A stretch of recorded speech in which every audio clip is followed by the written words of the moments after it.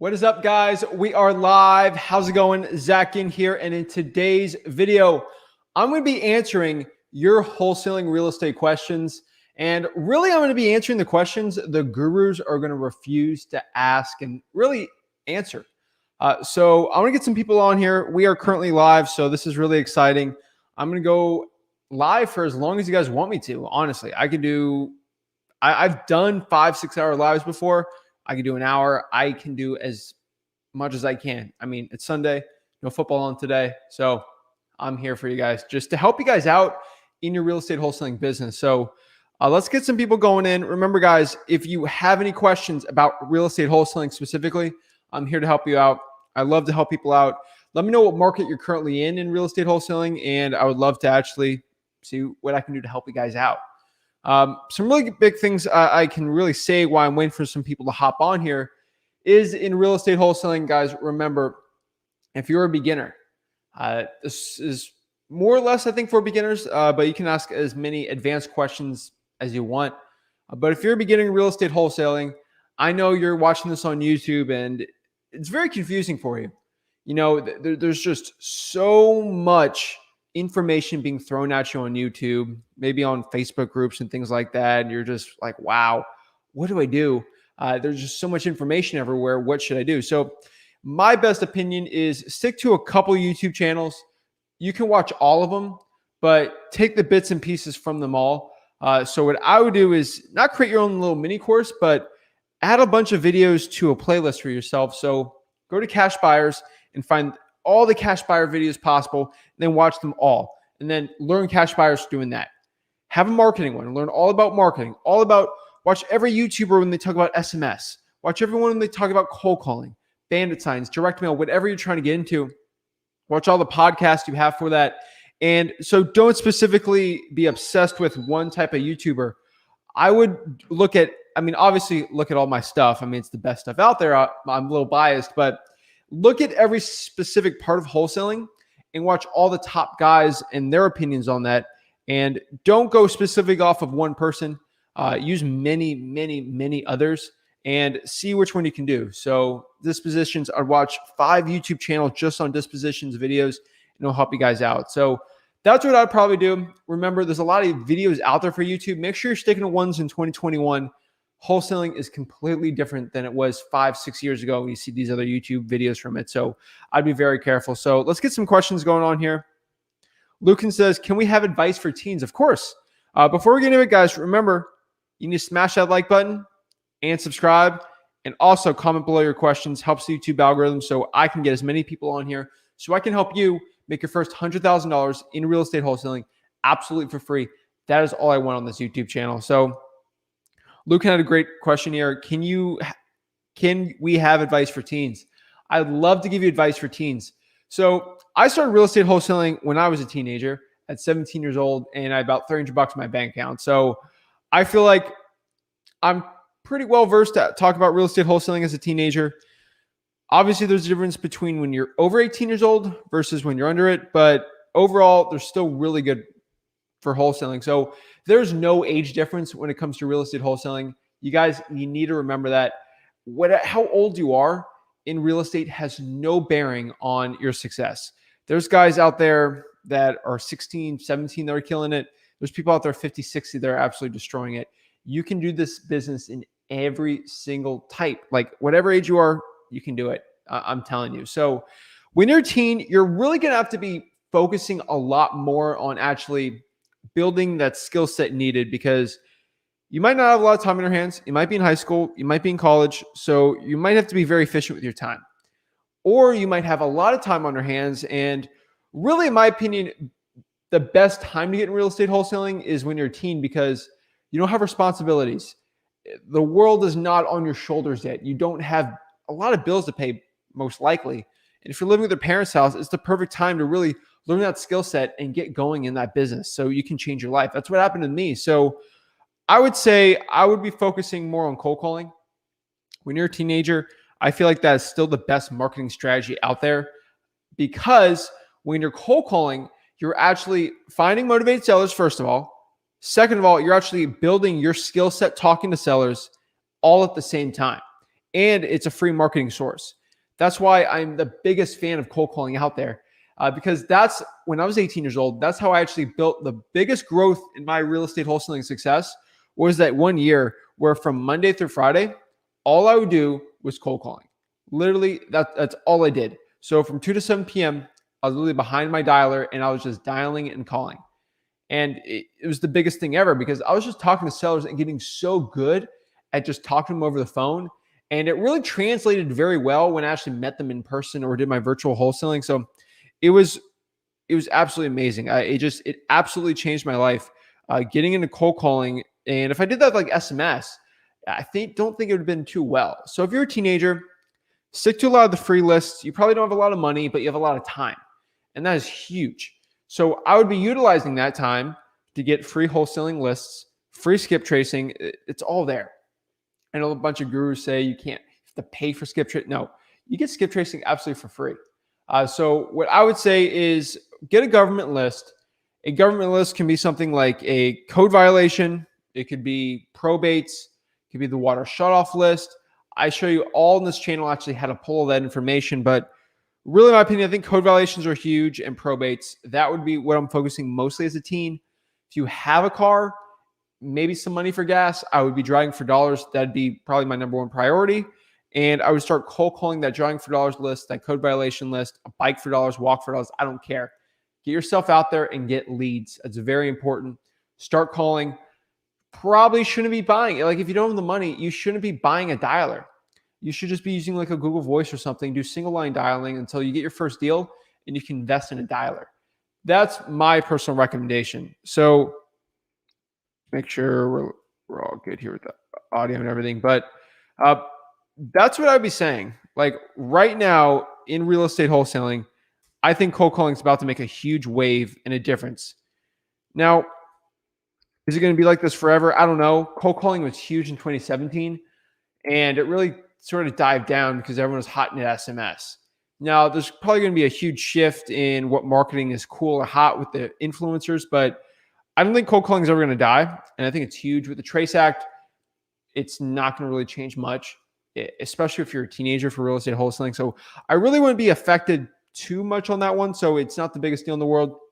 I'd probably skip SMS for now as a teen.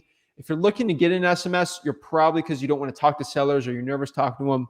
The easiest way to get over that is just overcoming that fear. That's kind of what I would say. But it's getting a little crazy right now in real estate wholesaling, but there's still teenagers out there absolutely destroying it. What they're doing is they're getting in front of sellers and just talking to them. When I got my first real estate wholesaling appointment and my first deal, I was 17 and I had cracked voice. I was a lot shorter and I looked like a baby and I still got the wholesaling deal. Why? Because the number one thing, guys, when you're a teen is you got to focus on confidence. I think confidence is one of the most important skill sets for real estate wholesaling. And it's one of the most important things, I think, in general, if you want to have success in life. Having the confidence to do something and execute it and going through there, especially when it's tough or difficult, that is just, it's a great skill set for anything.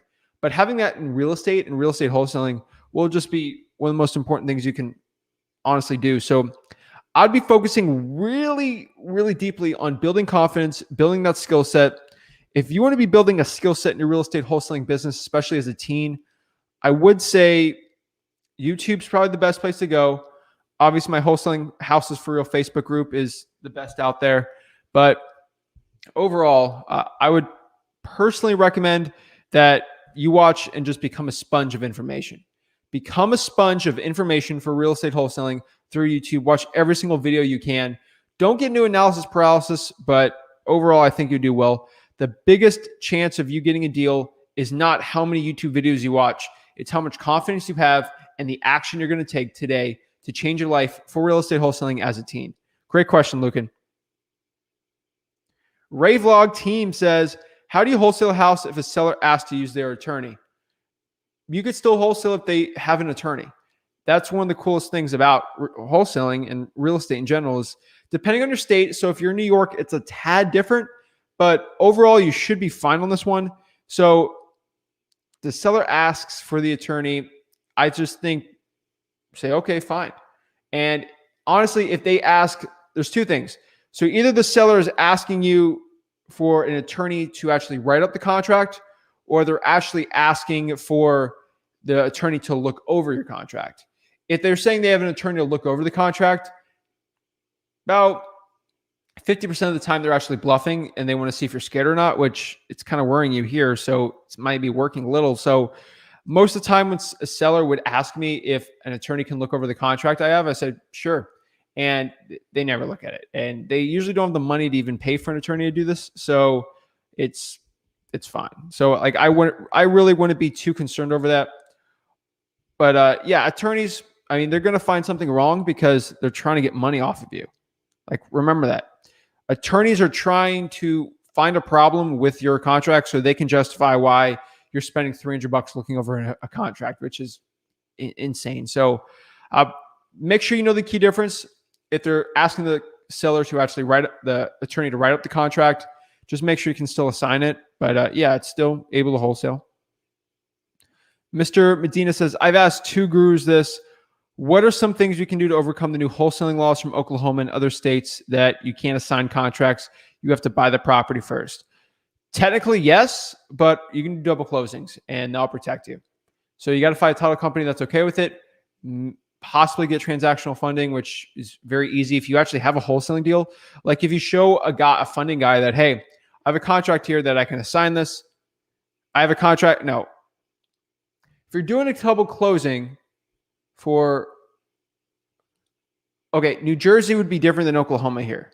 So in Oklahoma, with the new law that they put in, you would not get an assignment of contract or a commitment from a buyer. In New Jersey, you could technically still assign it, but you might have to show that as leverage. So in Oklahoma, I would say that you just get it under contract and you show a transactional funding guy that, hey, this buyer agrees right here. Call the buyer. He agrees to buy this for 140 and we're going to do a double closing. That should work pretty well. But overall, if you get it for a deep enough discount, you can show transactional funding guy, you get transactional funding. Final title company that does the double closing. It's just a couple more steps, but there's a lot less competition in Oklahoma if you're able to do that. So I think it's huge. So yeah, double closing would be what I do. They can't stop you from doing it. That's technically buying a property and selling it, but you don't have any of the headaches of it, and you're technically assigning it. So that's what I would say. Are there VA companies that have their own title company? Virginia companies or VA? I would do an individually owned title company. That's probably what I'd be doing. Hey, bro, I got picked up by a company for acquisitions. What do you think would be a fair rate? They closing like 30 to 50 deals monthly. I still have my VA calling and sourcing links from my company. A fair rate, honestly, if you're doing acquisitions, it'd be a percentage of it'd probably be a percentage of the wholesale deal. And yeah, that's probably what it'd be. Maybe 5 to 10%. I don't know. You're not the owner of the company. You're not actually putting up the marketing and things like that. So it's a little different, but maybe 5 to 10, depending on how many deals you're doing and how much money you can make. How do you find the owners of LLC properties? You do a bunch of things. I know Batch Skip Tracing actually has LLC owner you can do on there. So that's probably what I'd recommend. You can also look them up. So I know in Florida, you can actually look up the owners of all corporations or LLCs. And that's very easy. It'll show like John Smith or the address there, and the address will bring back to someone who lives at that street. So that's probably the best way to do an LLC. You mostly just look at the mailing address, and that's the best way to get a hold of them. 9 times out of 10, that mailing address, if it isn't like a corporate or UPS store or like a USPS one, that's probably what I'd say. Taylor says, can you remind us quick where to pull those free lists? What department? At the courthouse, right? Correct. So the free list, I would say, code enforcement department, where I'd get the code violations. The courthouse, I would get the probates. Water shutoffs would be at the utility department. Divorce lists you can get from the courthouse. And then utility lists still from the utility and the water shutoff. Drawing for dollars, you actually have to actually drive and actually build that list. And the vacants, I'd still get a list.rei.com. That's probably my recommendation on there. But that's where I'd get most of the really important free lists. And my favorite free list is technically driving $4 if you're like walking $4, but code violations are huge. I still such a big fan of them. What's up, Hassan? How are you? Zach's mentee. Can you analyze my deal? Sure, man. Thanks. Appreciate you. Thank you. Virtual assistant. Yeah. I don't think virtual assistants own title companies. So it's probably best if they're not operating from the Philippines for a title company, because it'll be a lot more difficult for the seller to like go to the title company. So I would personally not recommend that at all. Zach, I have a favor, bro. Are you open to having a 5-minute conversation with my son? He's knowledgeable in the biz, but 14 years old. His email is, my name is, bro, honestly, here's an invite button. I'm going to post in the comments. If you want to come on here and talk to me, right here's the link. It's in the comments. Click on that link. If your son wants to hop on, I'll talk to him. That's honestly how we do it. I click that link. I'll put you on. We can talk. That's how you want to get a face-to-face with me. Click on that link. The advice I give him, I want everyone to hear, because I think it'll help everyone. If I give some advice face-to-face, I want it to be public for everyone, because I'm not making money off you guys. So this isn't a private Zoom where you're paying me $5,000. Like this stuff is all for the people, by the people, because I want real estate wholesaling to actually be like public information. Like learning the stuff should be free. It's like learning how to become financially free. You shouldn't be paying money for that. Like it should be free. It should be public stuff. I just feel like wholesaling, paying $5,000 for mentorship to learn this business, it's not the way it should be. It should be for the people, by the people. So hop on there, take on a video call. I'll go, man. Like I'm love to talk to you guys. But yeah, REI family, hop on that thing. You're watching this on YouTube. The link's on there. If he actually wants to talk to me, go do it. They call the attorney and ask if they can assign contracts. If they can, then it's fine. Yes. So I offer 5 to 10 for land acquisitions, or a deep discount of 10 to 20%. I think anything lower than 20% of market value is amazing for land, for wholesaling. So that's probably what I do. 5 to 10 is pushing it. Honestly, in this market, I'd be closer to 20. I'd be closer to 20%. At 25, you got to have really good cash buyers for the land just to make sure you're not going to get out of the contract. But I think it's closer to 10 to 20. And probably even on the higher side. Life with Naya says, what is up? What do you tell the seller when you sign the contract and look for a cash buyer? Do you sign the contract with the seller before or after you find the cash buyer? So in our real estate wholesaling business, most of the time we already have the cash buyer in our list. But if you're starting out, you don't need to have the cash buyer. It's easier and it's leverage for you to actually find the cash buyer by actually having a deal. You can use it like a little carrot to dangle in front of them to get them put on your list.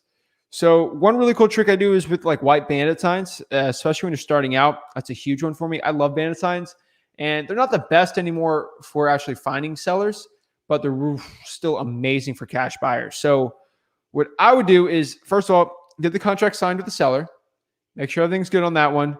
And then, so what do you tell the seller when you, okay, I didn't see the first part of the question there. So yes, I tell the seller that, okay, great. I'm so glad we got this contract signed and we're ready to go.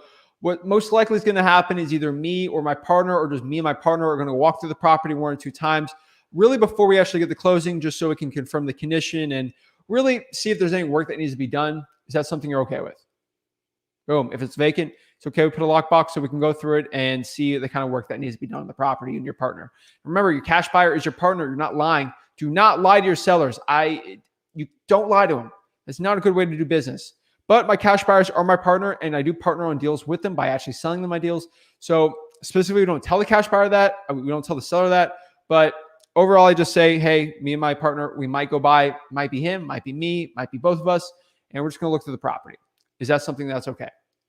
Get the okay. Most of the time, this should never be a problem. And then what you want to do from there, you have the contract signed.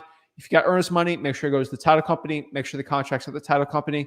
I do that because I'm in Florida, which is a sunny place for shady people. And there's so many wholesalers trying to like steal every single deal I do. So I got to make sure I have earnest money and paper trails so my deals never get stolen. And sometimes an affidavit if something goes crazy, but usually it's with the other wholesaler trying to steal a deal or something. So overall, I'd be very careful. Make sure you put at least $100 earnest money just to protect you in that deal, especially if it's a really good deal. So that's probably number one I would do, especially. So do you sign the contract with the seller before or after? So yes, sign with the seller before. You don't want the cash buyer to screw you over. Then what I want you to do is go to www.flipwithrick.com/contract. Again, that is www.flipwithrick.com/contract. From there, let me pop it up on the bottom for you guys here.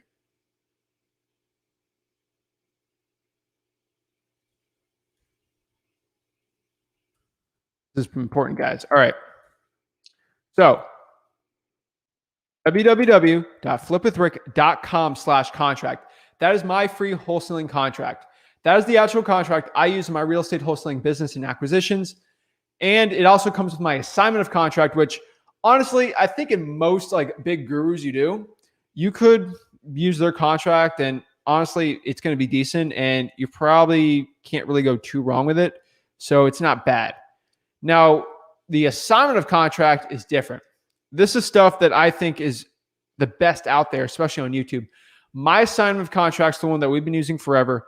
It stops cash buyers from trying to steal your deal, and it makes sure that they have a non-refundable deposit. It's got all the language you need. That is absolutely for free. Like I'm not this type of guy that'll sell my contract for like $30. It's embarrassing YouTubers doing that, but I would use that one. So www.flipwithrick.com/contract. That is where I'd go. Put your email in there. I'll email you the contract. And then from there, you just get my assignment of contract. It'll protect you. It'll stop a cash buyer from stealing your deal. If they sign that, it's almost impossible for them to steal your deal. And again, I'm not a CPA, financial advisor, lawyer, any of that stuff, but I'm telling you right now, it's the best assignment of contract out there for free. Or in general, even if you pay for it. So that's my personal opinion. I'm sticking to it. Hey, Zach, I have a home under contract for $82,000 with an ARV of 151. 32757. Let me see what that is. 327.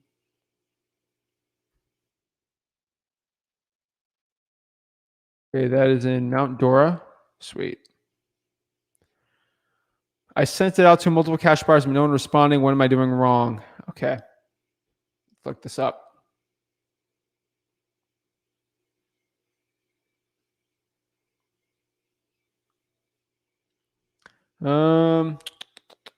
Okay.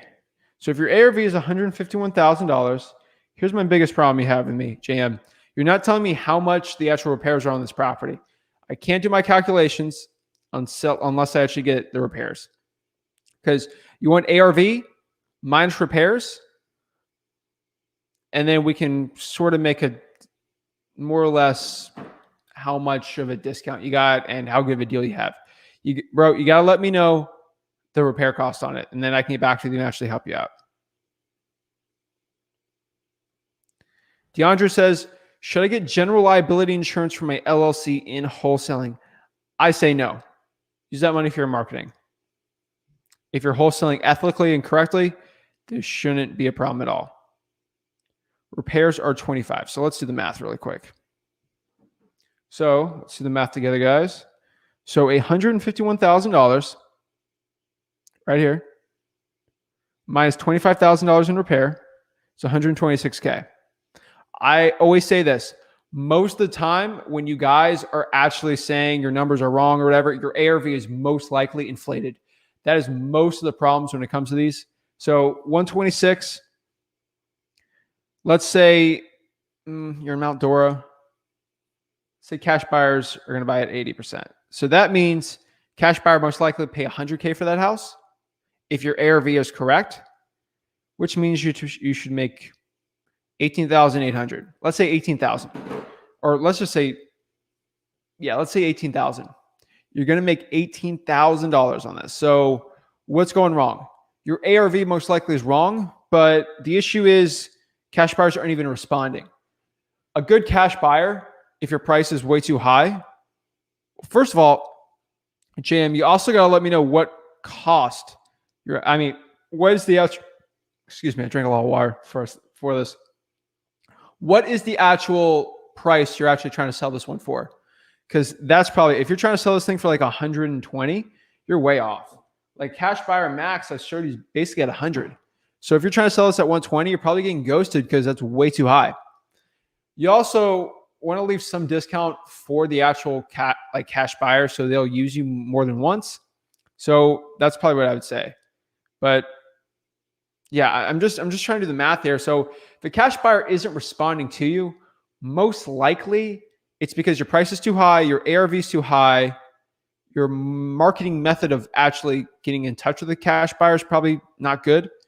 That's what I'm trying to think here. So, I mean, you got to get feedback from the cash buyer. Like I would call the cash buyer and say, hey, did you get that deal? What is there a reason why you're not wanting to buy it? I thought you wanted to buy properties at a discount. And they'll literally tell you the price is too high. Okay, looks like your ARV was wrong. Now, I do have cash buyers that sometimes will try to screw you. And they'll say, oh, I need to buy this thing for 50. And they're just being greedy because they know they're the only cash buyer. So having multiple qualified cash buyers is super duper important.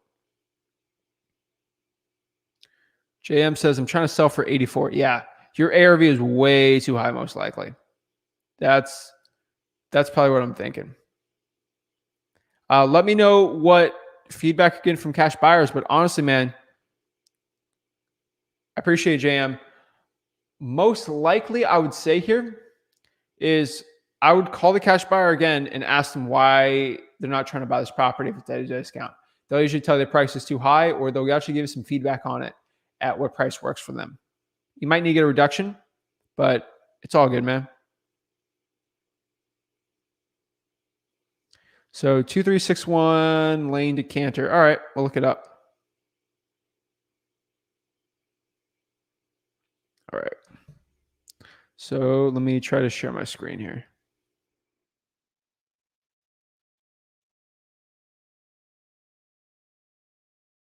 Manassas.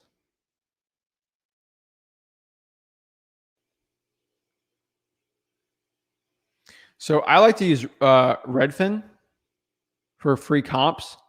I can do this on listrei.com, but not everyone has the money for that. Especially like you're starting out, you're broke. So I get it. So let's go here. Share my screen.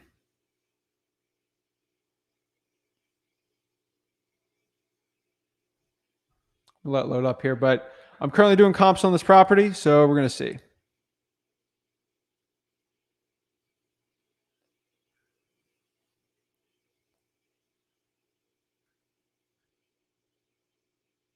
All righty. So it looks like, see if this is working or not. Oops.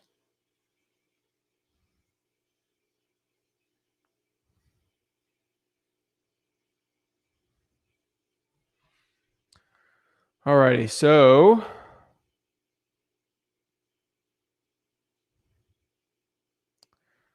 2361 Manassas Lane.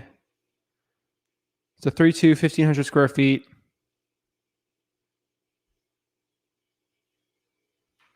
Trying to think here. Okay, so it's outside Atlanta. Okay. So it's 7240. So we're going to see this. So 1,500. We've got some interesting ones here. I'm trying to get just the information in general for this. Then we can see what we can do for here.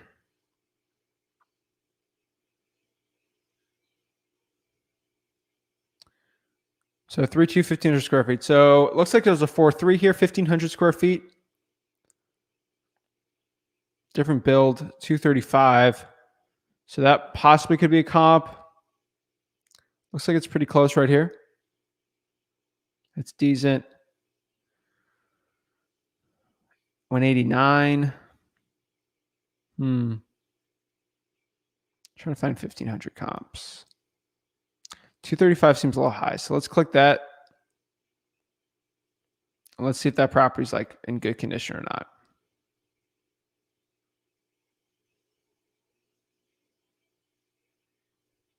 And we're going to pop up this other address here.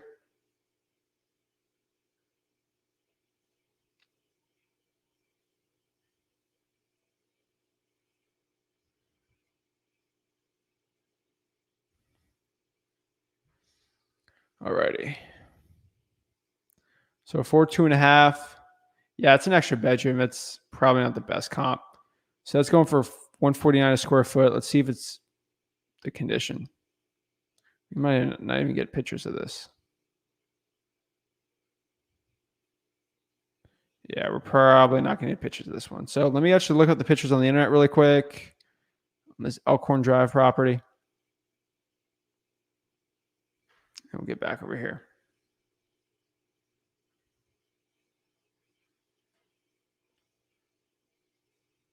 So right now, guys, I'm doing comps on a property. I'm actually looking at the pictures here.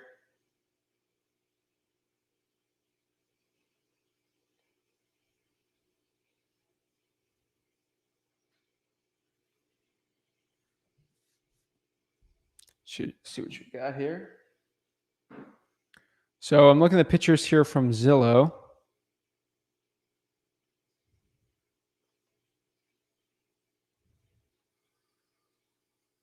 Just gonna let it pop up here.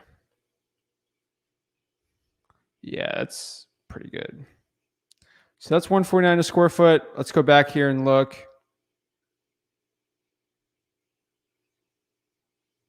Also, guys, comment below your questions you got. Love to help. So, I mean, at 149 a square foot here, which I think is too high. It's saying 223. Honestly, right here is a 4.2 at 1882. Now, I'm not going to spend a bunch of time doing this, so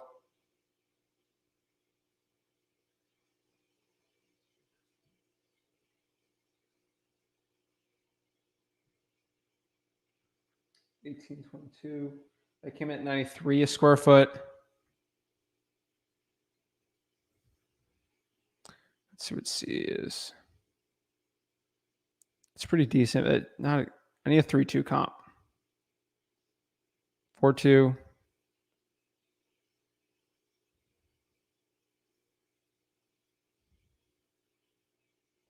So I would say it's probably the closest one right here.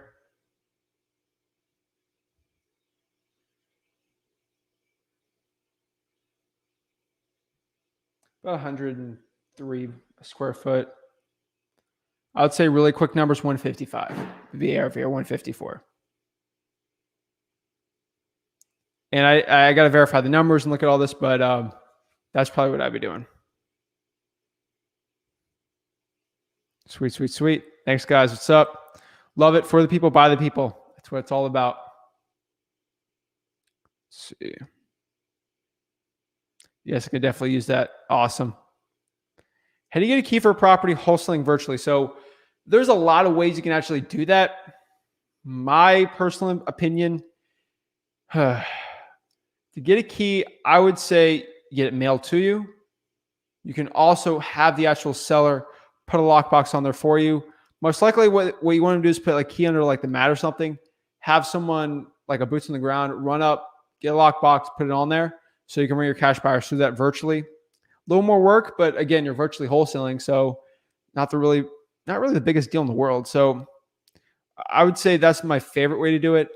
And then obviously you can have the cash buyer. If you can't get a key, just walk the cash buyer. Have the seller walk the cash buyer through if you really know the cash buyer really well and they won't screw you out of the deal. That's probably what I'd be doing. You just got to be pretty careful, I would say. Hey, Zach, Sunday stream. Nice. Thanks. I appreciate it. Loving the Sunday stream. I appreciate it. Maybe it's something I could try, like a Q&A on Sundays. I don't know. We'll see. This is definitely something I'm testing out. Definitely not the average thing we do on a Sunday here. We always release a video. So definitely something that's pretty interesting. So we'll see what we got. Wait until you get a good cash buyer and get them under contract. That's interesting. So I'd rather get the deal. Again, I think I talked about the actual trick with the bandit sign. So with the actual bandit sign, you can actually get a white bandit sign, put something there like, I don't even know, like if it's a 2-2, like a 3-2, I would just do like 3-2 cash for house, or 3-2 for sale, cash only, must sell quick, and then put it there if you got a 3-2 under contract, and then start harvesting those numbers. Make sure you got the phone number on the bottom there, and you should be able to do pretty well. When cold calling, do you close on the first call, or do you set an appointment and close on the second call? Cold calling, the original call, you get the information, you qualify them, you go on the next one, you keep calling. If it's a really, really hot lead, I would call them multiple times, even if it's in the same day. And that's probably what I do before you go on the appointment. But I like to do physical wholesaling. So I like to call once and then twice at the appointment. Virtual, call once and then close on the second. And make sure they're ready for the closing. Make sure you set them up. Like, hey, what I want to get going on this call is talk. If it's something we can do, maybe get an agreement together today. That's probably what I'm thinking more or less, but let me know. Hey, Zach, what should you do immediately after signing with the seller? Do you send the contract to title immediately, or should you wait until you sign the contract with the buyer? Great question here. I personally recommend that you bring it to title first. Make sure you get your earnest money in, even if it's $10 to $100. Make sure you get that in, because you don't want your deal stolen. I'm telling you, I've gotten people trying to steal my wholesaling deals. It's the most annoying thing ever. And it makes my blood boil. Seriously. So I would say contract and then title company with the earnest money. And then make sure the title company is actually calling the seller, so the seller feels comfortable and you're using a legitimate title company. That's more or less what we're finding. So that's probably what I would say. But great question, Kenya. Keep them up. So many people are missing this. I know. I feel like the secret's out on how much information we're giving here on this YouTube channel, and then in general for all of the stuff we do. But not really, because we're one of the fastest growing, and we get more views for wholesaling than a lot of gurus out there. So the secret's not out, or it's not like people are missing it. It will take time, but I think I'll change a lot more lives, and we'll put a lot of these gurus out of business. That's kind of the goal here. So that's sort of what we're doing right here. Hey, Zach, I'm using batch driven for drawing for dollars. Does virtually wholesaling real estate work? Yes, virtual drawing for dollars. Virtual drawing for dollars works. I would get a VA to do it for you, not you. That time is best spent with the VA looking at it. So I would say if you get a VA, is 100% worth it. Batch driven, you drawing for dollars is way worth it, but use a VA for virtual drawing for dollars. It's a very manual task. That's probably why it's best for a VA. And that's my personal opinion. But I've seen from virtual drawing for dollars, the best operations always have VAs doing it. And it's the best. Is there a compromise for boots on the ground? A compromise? The best compromise is to maybe have a partner do it, or maybe even your cash buyer if you trust them enough. Sometimes get a realtor, a notary. I would say that. Are you asking what company? There's a BPO agent website out there that's really good. That's probably what I'd be using too. Realtors, notaries are actually one of the best and easiest ways to do it. Or go to Craigslist and have someone just take pictures of photos for you that can't steal your deal. So that's probably what I'd be doing too. For the jobs in your county, there's a big jobs for your county Facebook group. That's something else I would be doing too, because they're really, really good at finding a boots on the ground type person on there. How do I market land without cash buyers screwing me? Go to www.flipwithrick.com/contract. Again, that is www.flipwithrick.com/contract. Let me write this in.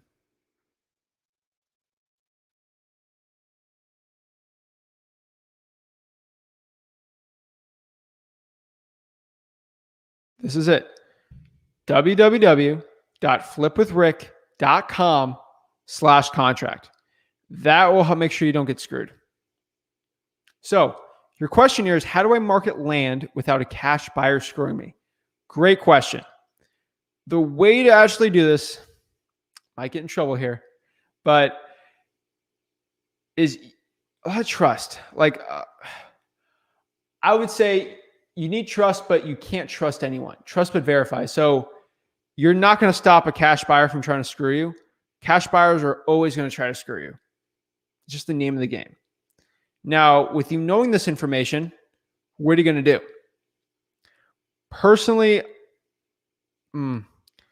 I would say you just got to know you're getting screwed. That's it.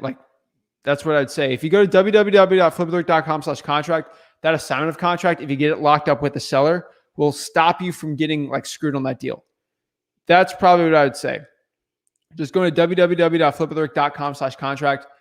That assignment of contract will protect you the most from getting your wholesaling deal. You're not going to stop someone from trying to screw you on a deal or try to steal a deal. But if you get a contract, you get an actual earnest money deposit on that, use a legitimate title company, and then you actually use my assignment of contract, it will stop so many people from trying to steal your wholesaling deals, and it should deter it. So that's probably what I would do. Just make sure you have a really good trusted cash buyer, and there's going to be ones to try to screw you. It's just how some cash buyers are. I don't like it, but that's the truth.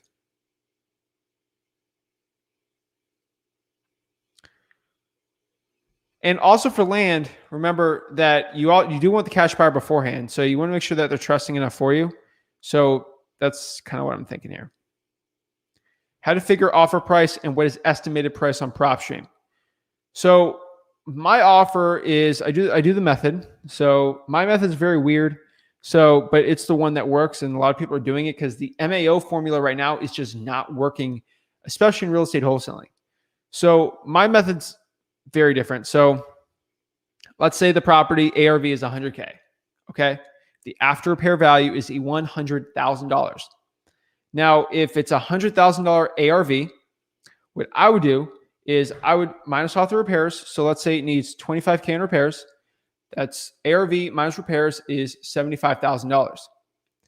Now, you need to do this calculation on your own. This is different than the 70% rule or something like that, because right now properties are just selling too much like hotcakes. Like in my market here in Florida, cash buyers are not they want more, they want less than a 30% discount.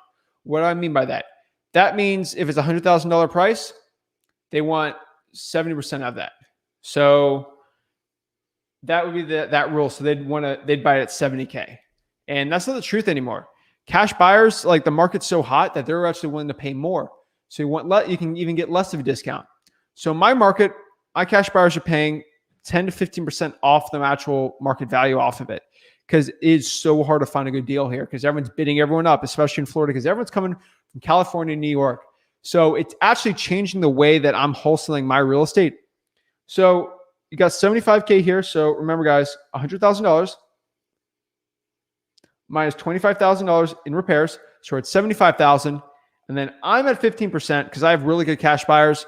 You're probably closer to 20, not 30. Let me know what market you're in, and I can actually look at it, try to help you as much as I can. So that's about 15,000 off of that. So 75,000 multiplied by 0.8, which is 100% minus the 20%, you're at 60K. So $60,000 with the cash buyer will pay for this property.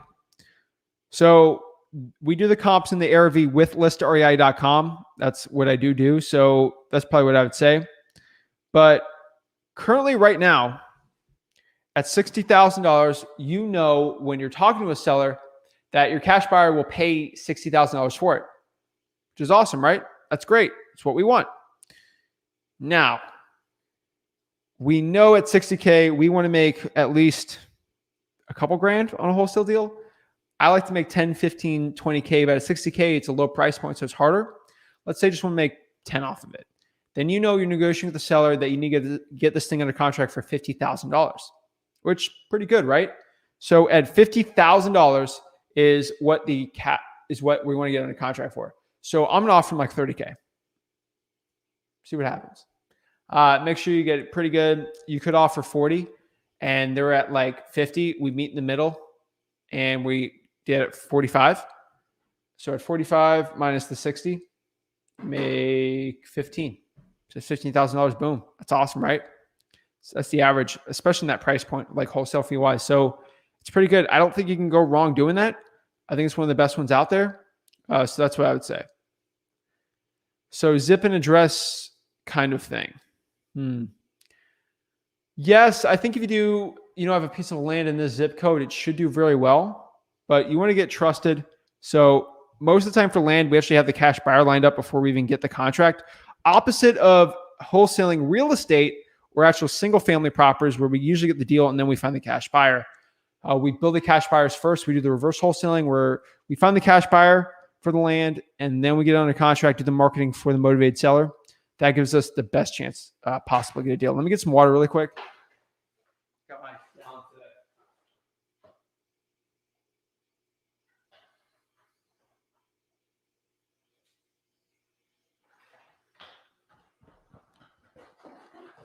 today. I'll be chugging water all day, guys. So gives me it helps my voice clear out, and I can help you guys just go forever on this stuff. So thank you. I will go there and have trusted buyers. Fingers crossed. Awesome.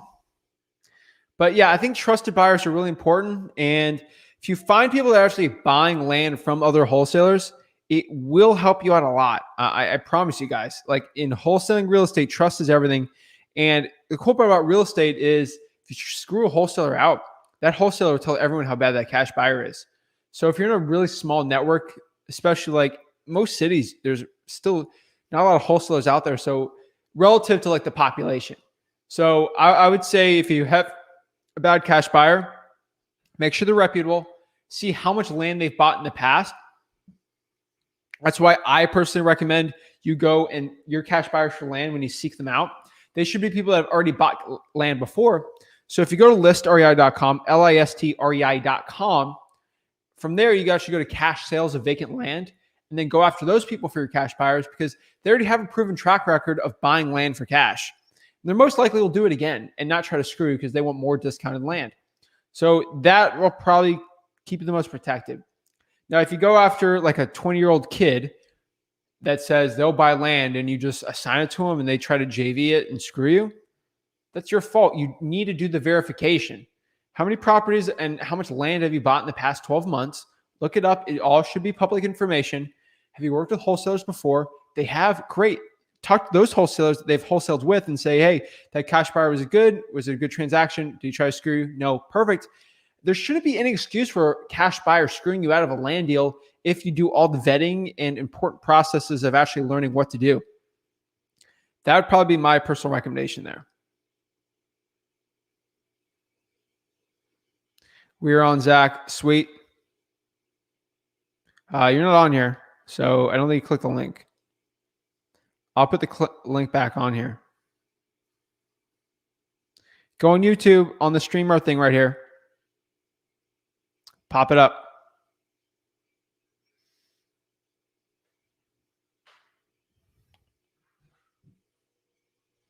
See what we got here. Where can I find a good detailed job description to hire an acquisitions manager? I would just go in like the wholesaling like Facebook groups and see what the ad copy they're doing there. Search acquisitions manager, real estate investment company. And that's probably what I do. Make it very general because they have to sort of understand what you do. And you don't want to push people off the bat. But I would say there's always 100K plus earning potential. So that stuff is something I do say all the time. So that's probably closer what I'd be at. So always, there's always $100,000 like potential of earning for there that you can do pretty well with. It's a real estate investment company looking to grow. We have a lot of leads, can work with it. Make sure that an acquisitions manager understands that they are actually going to be in a sales role. So it's not going to be this like crazy like Wolf of Wall Street or like this tech thing where you're doing real estate analysis and like you're behind a computer, like what is it, Nero and the Matrix, like you're behind the computer and you're doing all this crazy, like no, you're actually going to be talking to people. You're going to be a sales role. You have to be not have to be, but if you're a people person and you like talking to people and understanding it, learning their stories, it'll help you a lot better. and that'll probably get the most success there. That's sort of what I'm thinking here, but that's what I'm thinking. We are on. If you're on, you should. I should see on the bottom here. So I don't think you went on, but the things down there if you want to go on there. Jason, what is up? What kind of market value do you feel Columbus, Indiana would be? It's about 30 miles south of Indianapolis. We can do some analysis on listarea.com. So let me pop it up. That's how I do my market analysis. So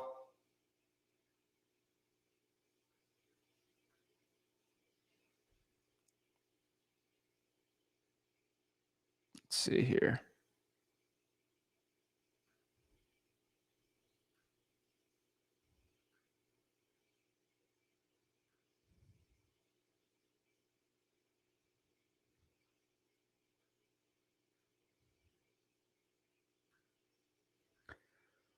I mean, it's still dependent on the comps, I would say, but the comps are very, very important for it.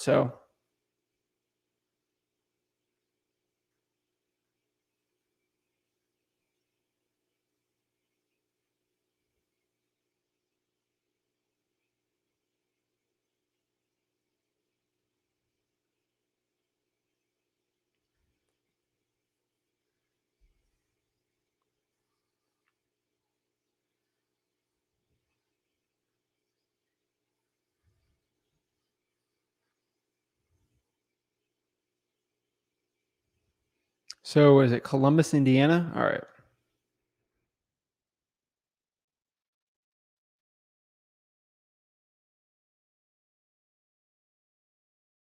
Let me share my screen here.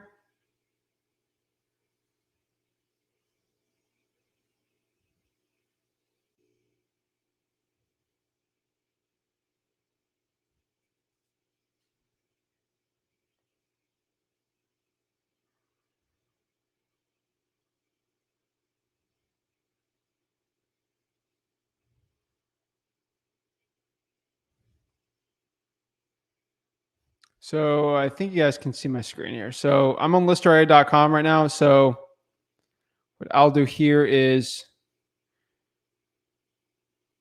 do some, like, it depends on where you actually want to do the analysis here, but it's looking like statistically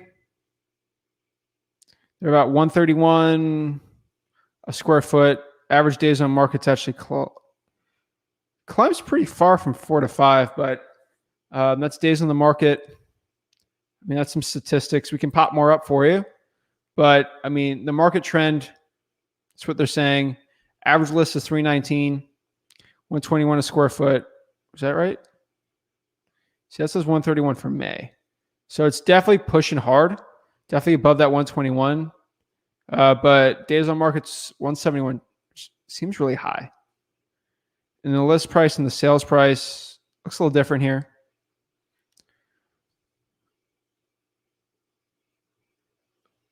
Yeah.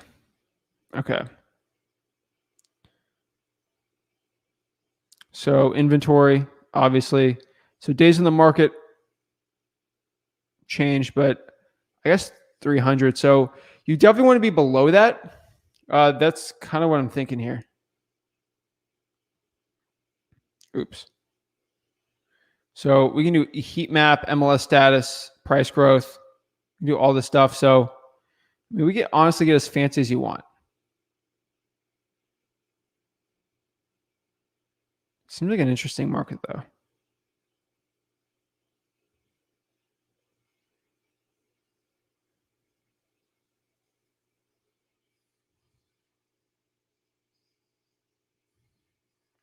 Let's see where the price growth is. So it seems like in your market here, price growth is kind of everywhere. I'm trying to see if there's like a bad area or a good area here.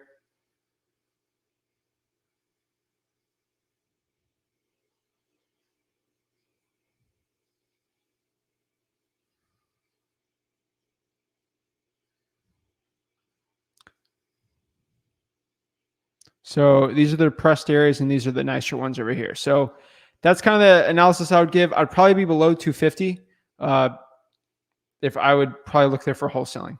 But yeah.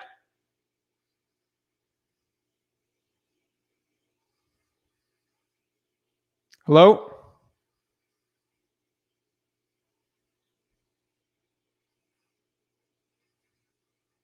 Hello?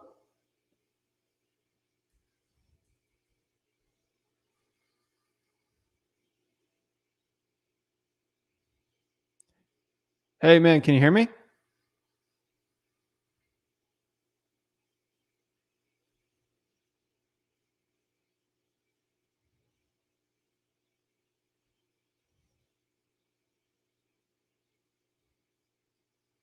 All right. Bet. I don't know. You guys can hop on the stream and like talk to me if you want. If you're going to do that, I'm probably not going to let you back on. But yeah, that's funny. I hope you guys enjoyed the show there.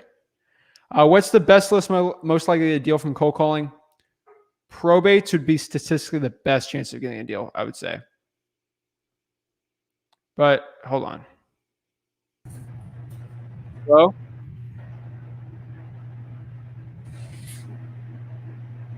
Hey, man, can you hear me? What's up?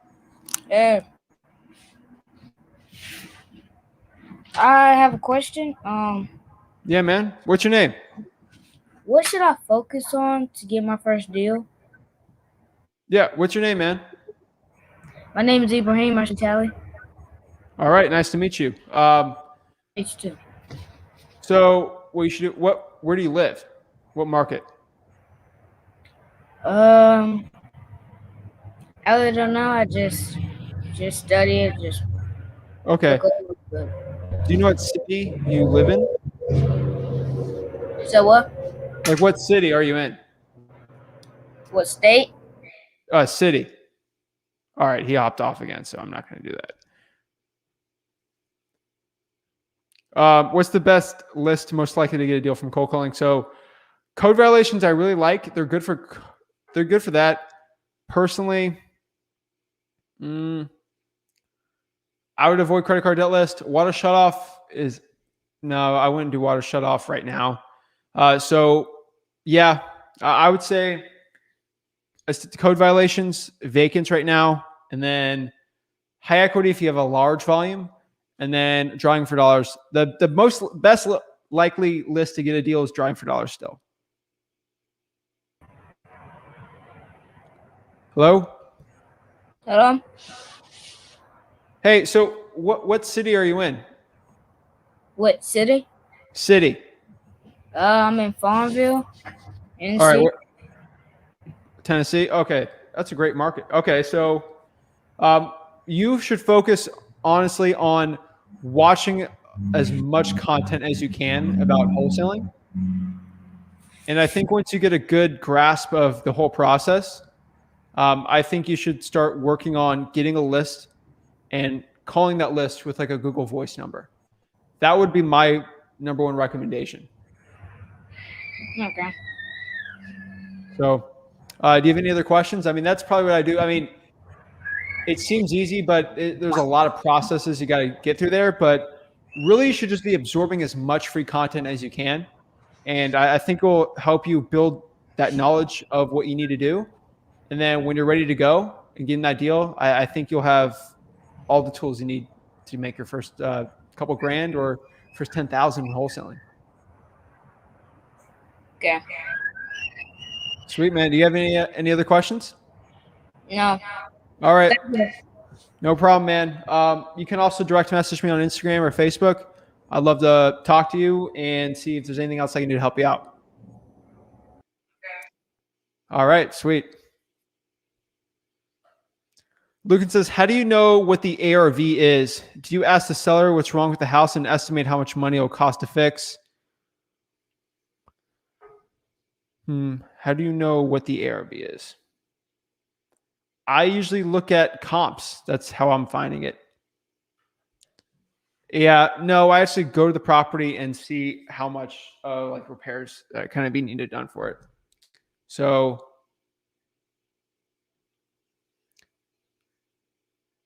yes, that's it. Keenhawk says, quickest method to obtain boots on the ground. Personally, I would tell you right now, Facebook. Go to a Facebook group or Craigslist. Craigslist still a little still more shady. So boots on the ground right now, I would probably say still Facebook.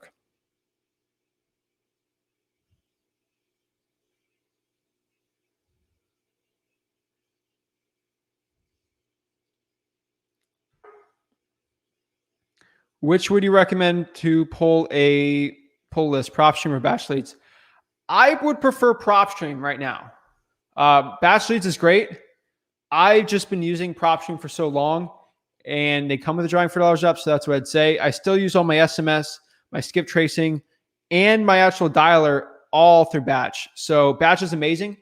I'm still pulling from prop stream because I like their data, and we run a 7-figure operation, and I'm not here to switch ships like that when it comes to the data, which is the most important heart of the operation.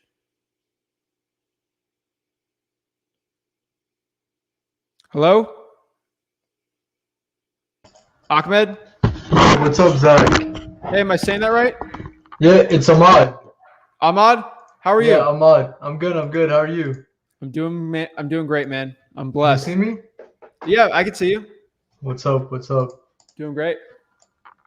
Yeah. So I'm trying to get this deal under contract. It would be my first deal, but All right. the lady, she's being like I don't know, she's being kind of difficult.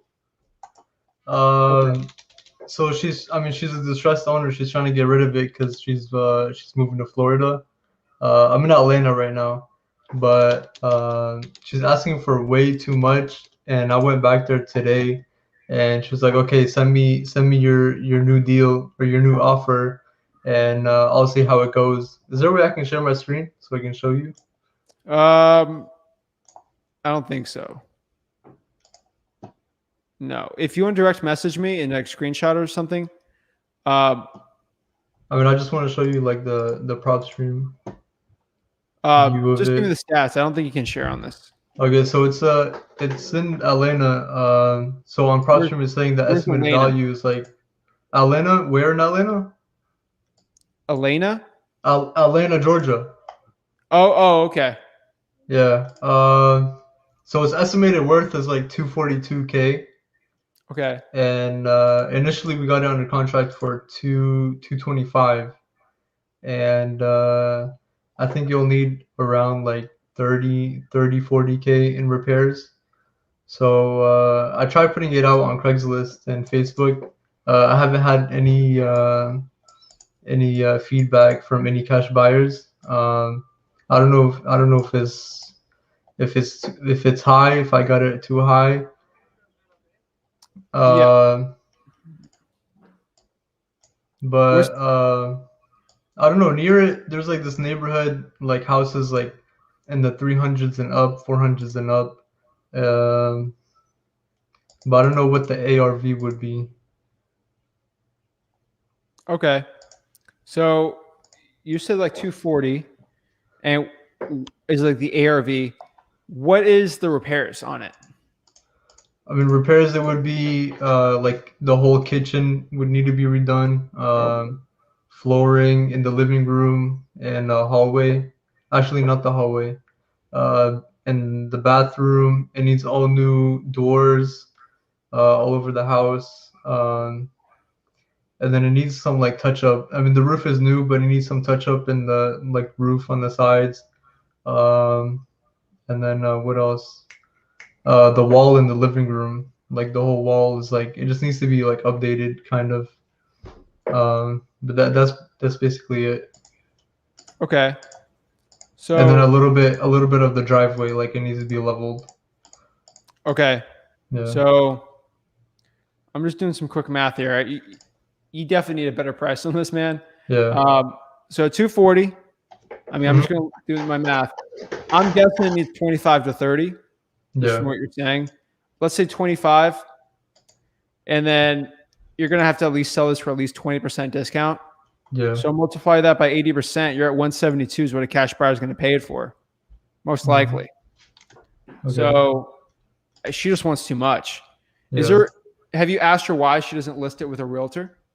She has. That's how I found it. I found it through failed listing. But I guess she didn't want to pay the fees, realtor fees and whatnot. Okay. But yeah, I mean, she Well, wants to sell it. She's had, I mean, I've had conversations with her. She's a nice lady, but she's she's had like bad experience with tenants, and she actually had tenants. Her last tenants, they were like stalking her through her phone, camera, computer. But which is crazy. But yeah, I mean, okay. she wants to sell it. She wants to get rid of it 'cause she's moving to Florida. So Okay.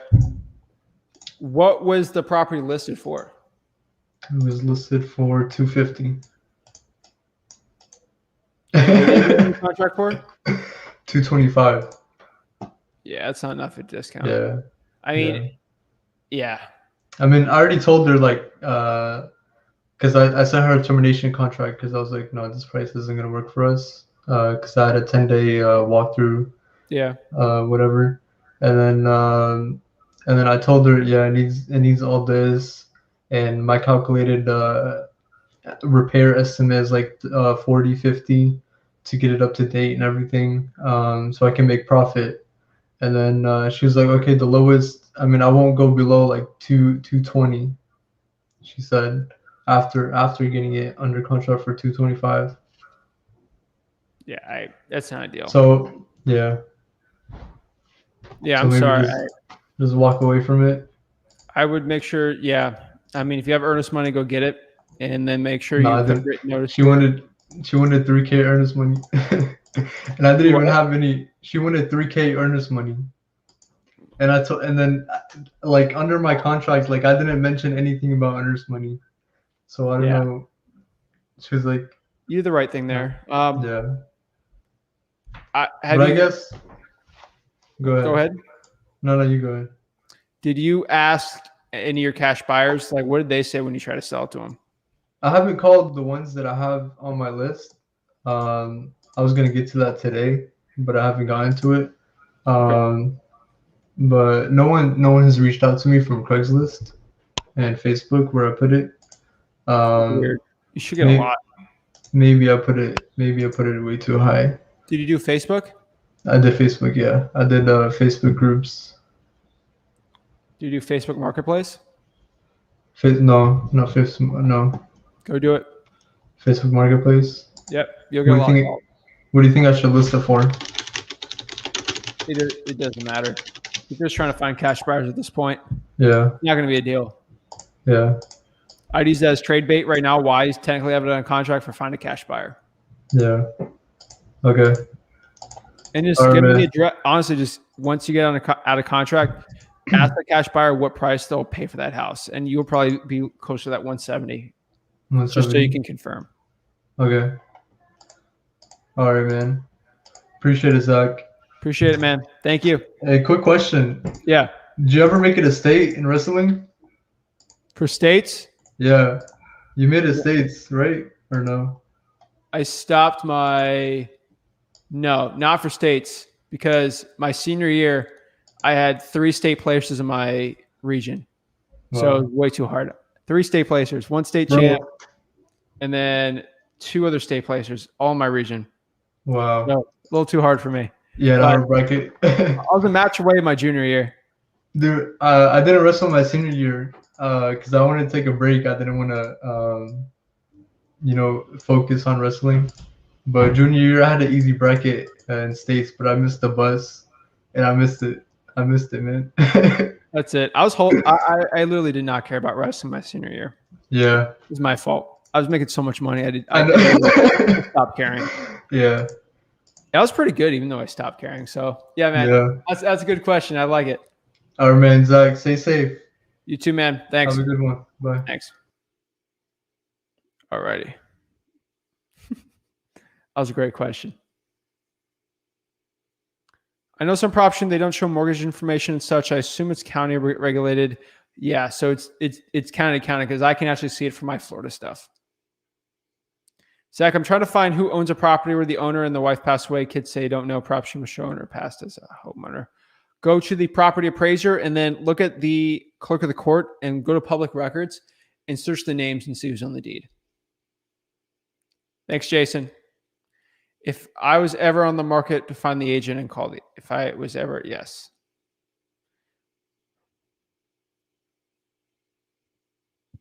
Hi, Jason. I'm from Indianapolis, but now not that different from hometown. Sweet. What's your opinion on trying to wholesale? In this current market, I would say no. In a different market, yes. Prices are just way too high.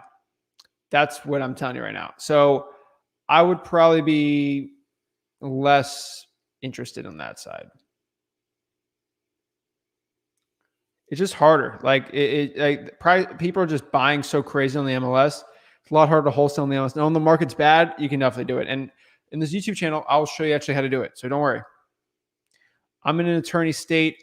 How much more difficult is it to deal with an attorney than a title company? Also, are attorneys more expensive? Yes. But it's not that much more difficult. If you got a deal, you should still be able to get it done through. Like in New York, people are still getting $40,000, $50,000 deals. They got to go through attorneys, but they still make deals. So it's kind of dependent. It's like, have you had good luck getting deals from code? Yes. I've gotten so many deals from code violations. It's crazy. So we've done little $5,000 to $10,000 ones I'll show you in the channel from code violations. And then like $30,000, $40,000 from code violations. They're amazing. Cut to today, corner lot, high grass, Fizbo, hot part of town, asking for 30. Said he had offers of other investors offered him 20%.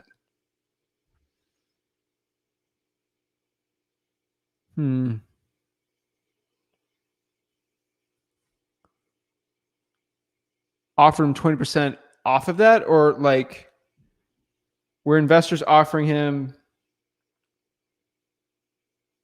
87 grand, which I doubt it, or were they offering him like 348? Let me know. 8-figure wholesalers.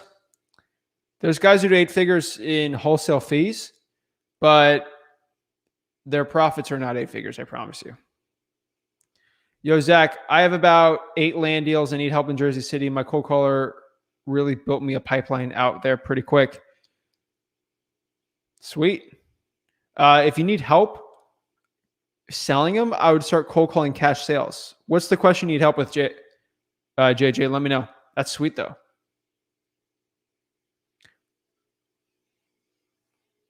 High equity vacants right now for our direct mail has been one of our best. No, I have not. Have you purchased any properties with repaired sinkholes? No. I'm in Florida. I should know that, but we have not. It's kind of weird, isn't it? Hey, Zach, do you think it's good to see this idea to sign up for batch leads for texting since you already have batch dialer and prop stream? Also, do you send letters and postcards to batch leads? So, great question there, Gene. You need to test out SMS in your market before you do it. So I would go to smszach.com, get 500 texts for $1, test out 500 texts and see how it's working in your market, and then make a decision from there. That's what I recommend. 500 texts for $1, which is below what the actual cost. They lose money when they do it. smszach.com. smszach.com. Let me pop it up too. Why I promote that thing like crazy, because it's the best deal out there. So it's a free trial for texting. Pretty cool. Try it out. See if it works or not. If it doesn't, then don't do it. If it does, then do it. That's probably what I would say. Do you send letters and postcards? No, I actually use the offer postcard. That's what we do. We actually send offers on our postcards because we double the response rate. And then from there, we just use our acquisitions people to build that rapport, meet with them, get off that price onto a lower price, usually because of the repairs. And then from there, we are able to almost double our deals. So we use the offerpostcard.com. Offerpostcard.com, what we use. Hey, I'm recently got a motivated seller in Florida. Is the current formula 70-80? Let me know what market. You're probably closer to 80 if you're in Florida, but it depends. So if you're in like Mount Dora, it would be different than Orlando. Or if you're in Miami, it'd be different than Port St. Lucie. So it really depends. Zach, can you do an intro conversion role play for sub 2 pre-foreclosure? Yeah. I mean, it's really just talking to them and ask them what other wholesalers have offered them for the property. From there, when you're actually talking to them, have a conversation and just say, oh, okay, looks like there's not enough equity in this. I mean, what there's a, like, paint the picture for them and ask them, what would it feel like if you could just get rid of this property and you got some money? Well, there's a way we can do it. You're open to it. I get paid? What? I have no equity though. Well, why don't you list the property? I can't list the property. Okay, because you don't have enough equity. Why don't you sell to one of those wholesalers? Oh, they want too much money. Or, I mean, they want too much of a discount and you won't make any money. Well, what if you took payments with me? And you explain the payments, explain the subject to process. Don't say subject to. And just basically say you'll give them like a couple grand here, and then you'll take over their payments for them. Works every time. Not that complicated for the sub 2 conversion. Like they have to be very open to it. You can't force a sale. 380K and 87K. Both. That's crazy. 87K is just stupid. 380K. So I would build a rapport and try to get a contract and see what cash buyers are willing to pay. That's probably what I do. If you have a low capital and the seller wants a high EMD, what should you say to negotiate lower? We don't do a big earnest money, Mr. or Mrs. Seller. What we do is we just buy it all cash. So our earnest money will be within a month. It's a lot faster than the average on market. So we don't do the average earnest money because we buy it so quickly. Because all of our money is being tied up on deals. So on that date, we can agree to a commitment for all the money. That's it.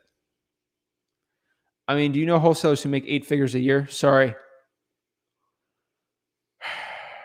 I know wholesalers that claim to make 8 figures a year, but they're still trying to sell you a $4,000 course. Do they really have enough money for it? I don't know. I think they're saying that just to try to sell coaching. Yeah, I have to agree with you with the current state of the market. Even with the lumber crisis, sellers I've dealt with are selling their house for 2x market value because lumber is so high. So yes, I'd be getting higher. You don't have to get as much lower discounts, but you still got to get deals. Hey, what's up from Houston? I'm having trouble with VAs being poached by other wholesalers. Do you have any idea on how to keep your VA from selling your leads? That's a hard one. You can't stop it. You're just going to have to find a good VA and keep them. Like, I would say if you're in a unique market, it's good. But you want to hire VAs that have a long track records at companies. I worked with this guy for 4 or 5 years, and I'm sick of doing Excel work. That's probably what I do with like a cold caller acquisitions person. Make sure you get someone who doesn't do wholesaler deals with a lot of wholesalers. If you have a VA that just goes through wholesalers, they're probably going to steal your data. If you have a VA that does cold calling for like a credit like repair company or like a loan shark, you're probably not going to steal your data. So that's kind of where we're going off of here.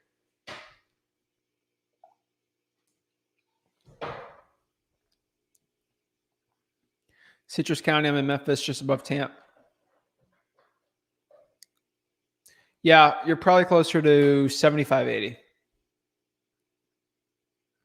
Zach, when does PropStream refresh these leads typically? I'm in Houston. It seems like every lead has been contacted 1,000 times already. I mean, the refresh rate, depending. So if someone's on a vacant, it's probably not going to change for a full year. So that's kind of the difference I've been seeing. The pre-probate should be refreshed almost daily.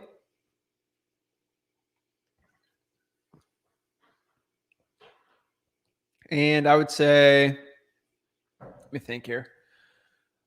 High equity should be monthly, I would say, because that's when equity changes really, because you do another like payment.